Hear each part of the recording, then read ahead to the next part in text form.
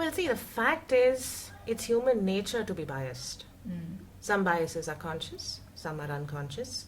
Some biases are very overt, where people are vocal about it. Some of them have it in their mind, but they don't express it. Yeah. I don't think it's possible to find a completely neutral, unbiased committee. As long as those biases don't impact the manner in which the investigation takes place.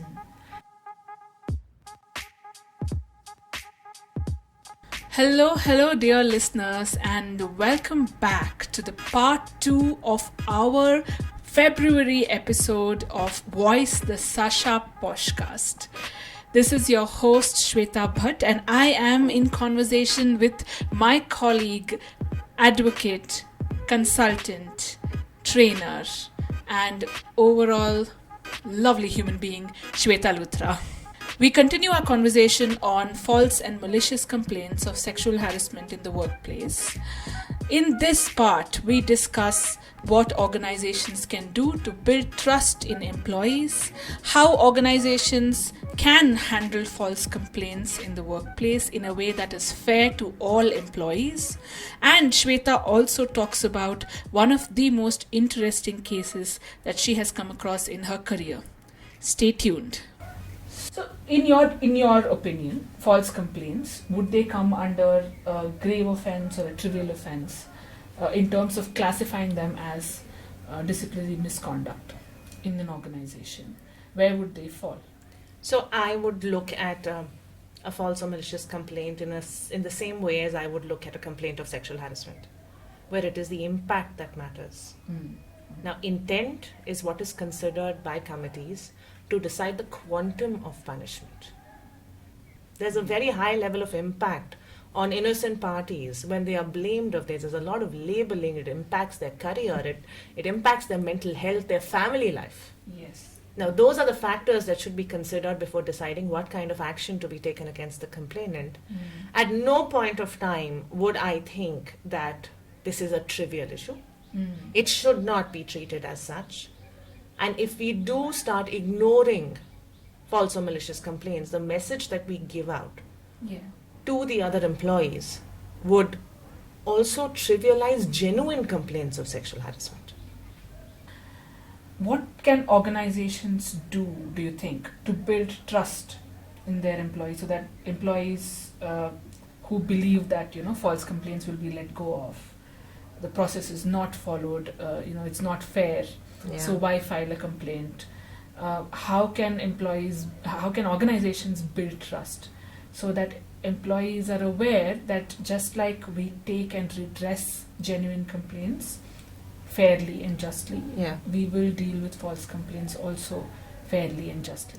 So how we normally do it is that if at any point of time the committee feels that the complaint is not true,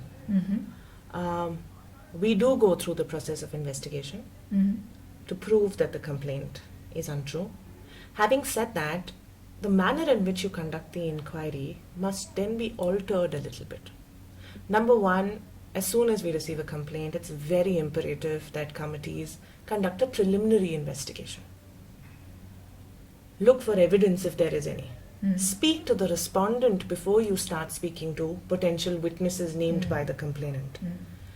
When we do speak with witnesses, ensure that if you're maintaining confidentiality of identity of complainant, do so with the respondent to the largest extent possible.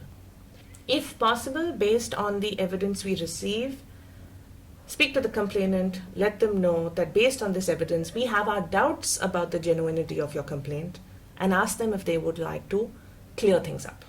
Yeah. So it is about how responsible the IC members are. Yes, absolutely. Yeah, in terms of how confidentially they treat the entire case. Yeah. So, what's the most interesting false complaint that you have come across? Are you at liberty to speak about it? This is something that I've always wanted to ask you, which is why I'm asking you here in this podcast. All right, so let me tell you the facts and you tell me what you think about this case. Okay. This was a complaint filed by a lady employee stating that one of her colleagues, a peer who did not work directly with her, used to stalk her She said that initially he used to send her a lot of inappropriate messages, call her late at night after work hours, that he also started physically stalking her. And so her job was to work with different teams, and when she had blocked his number, he used to call the managers of those teams when he knew that she would be at that particular location, and ask them to give the phone to her, which also created a hostile work environment because people started wondering why he's constantly calling her to speak with her. And she, by evidence, she gave us her call records in which in the last 6 months he had called her on multiple occasions. He had also sent her many messages, and one of the messages said that you are a woman of bad character, and I know that you sleep with people for money. Okay. Why don't you sleep with me too? Now, on the face of it, what do you think? Well, on the face of it, it looks like a complaint of sexual harassment. And because of the call records, one tends to believe that it is genuine. And there is evidence. Yeah. The complainant has not just come with a written complaint, she has come with evidence. Yeah. But the committee's job is not to base their decisions on what the complainant says. So as required by law, we called the respondent, we issued him a notice, we gave him a copy of the complaint, and immediately he agreed to everything she had said. But he said that you don't know our background. Okay. And at that point, he told us that apparently until 6 months ago, the complainant and respondent had a consensual relationship. Since she was married with a child, they did not tell anybody about this relationship. It was very secretive. And during that period, she had borrowed heavily from him. And he said that as long as we were in a relationship, she was paying me back on a regular basis. But 6 months ago, my family told me that they wanted me to get married, and I finally agreed and broke it off with her. And the next thing I know, she refuses to pay me back, and every time I asked her for money, she threatened to file a police complaint against me. She also said she would file a sexual harassment complaint against me. And he said that yes, I called her many times. She did not pick up my phone. Yes, I messaged her. I sent this message. But think about it from my point of view. As long as I was giving her money, she was sleeping with me. Oh. And then I stopped. Okay. He also said that he had stalked her physically. Again, it was to recover the money, which at that point was about 55,000, and they were both very, they did not earn very much. So that is a very big sum of money for them, and especially for him since he was getting married. So he did start calling managers because she had blocked the number, and he desperately needed the money. Now, in way of evidence, he gave us call records for the last 2 years, in which every single day, either she would call him or he would call him after work hours, and they would talk for hours. He was also very street smart. He got us a copy of a ticket that he had got for jumping a signal on his bike. And you know those cameras that take pictures? Yeah. So there was a picture of her holding him tightly from behind on the bike. Okay. He also asked us to speak to a couple of witnesses who had happened to come across them when these guys were coming out of a hotel on one occasion and coming out of a movie theater on another occasion. So he said that you can see that I have in fact been in a relationship with her. Now the question here is,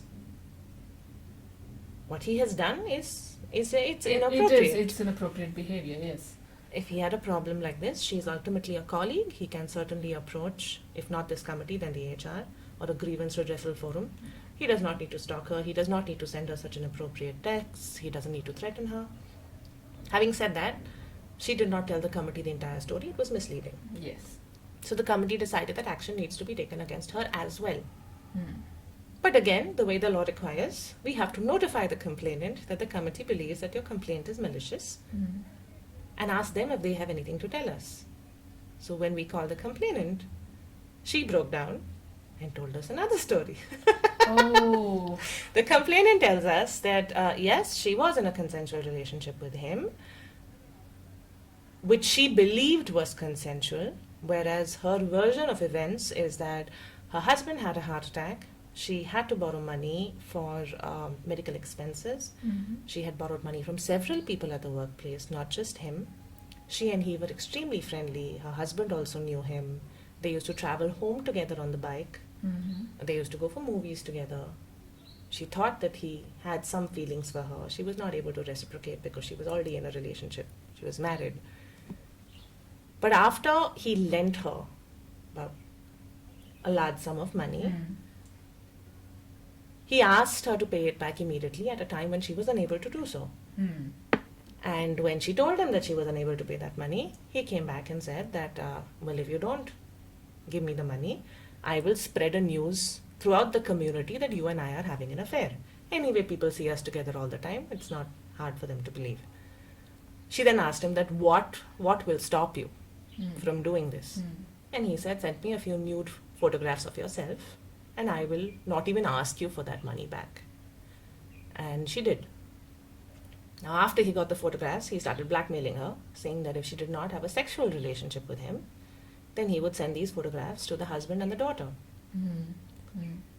At that point of time, she agreed to have a sexual relationship with him, though according to her, that lasted only a couple of occasions, after which she told him to stop.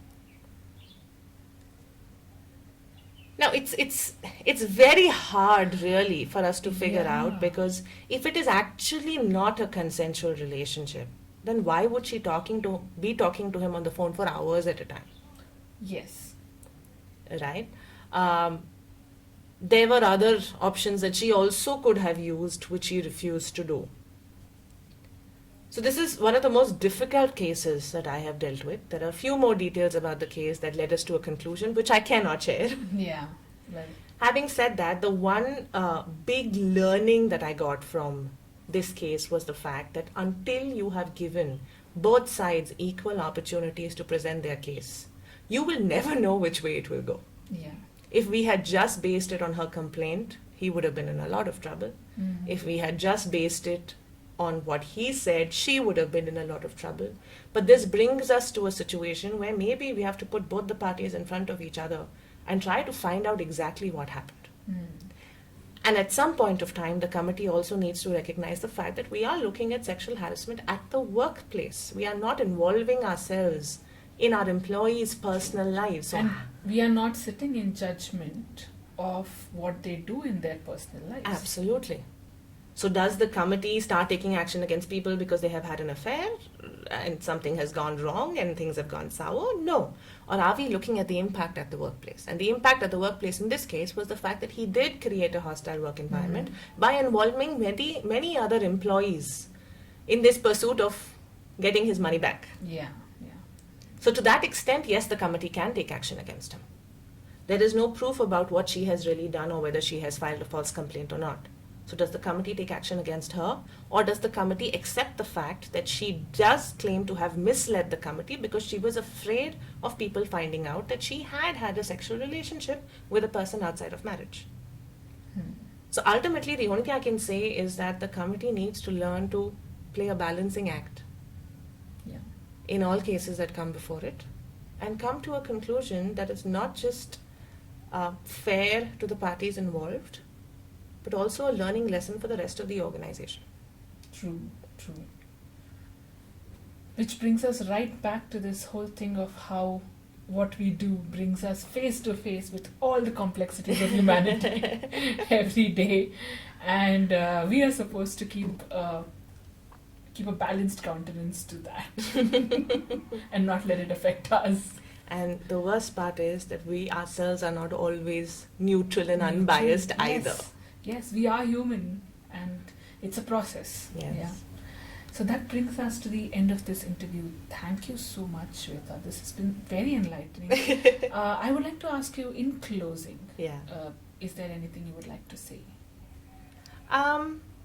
Well, yes, although I've said a lot, I do want to call out the fact that sexual harassment happens is a given. Many employers don't want to spread awareness, don't want to conduct inquiries as per the law, or don't want to report these cases in their annual reports because they are ashamed or embarrassed about the behavior of their employees. I think that's rather unfair. No employer is expected to monitor the personal behavior of every one of their employees. But closing your eyes to it, or by ignoring or not dealing with these instances correctly will probably bring you far more embarrassment. This law isn't perfect. There are issues, it's evolving, it's developing. Find the right process that works for your organization and implement it.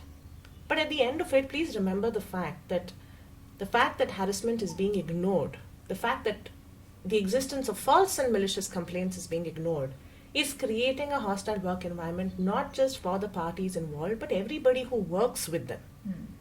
And if you want a healthy work environment, you have to address these issues correctly. True. And with that, we come to an end. There's a lot more to discuss. Another time. But another time, as you said, and we'd love to have you again. I've loved being here and talking to you. It was good. It's a subject that's close to my heart because, like you said, these are questions that we as external members face constantly. Yeah. People have the perception that, most complaints are false. I mean, some people also feel that we are activists who are just supporting women. Yes. It's a misconception for sure. Because I think what we're looking out for is justice to whichever party deserves it. And I'm glad that I had the opportunity to come here and tell my story. It has been very, very, very enlightening with a lot of insights.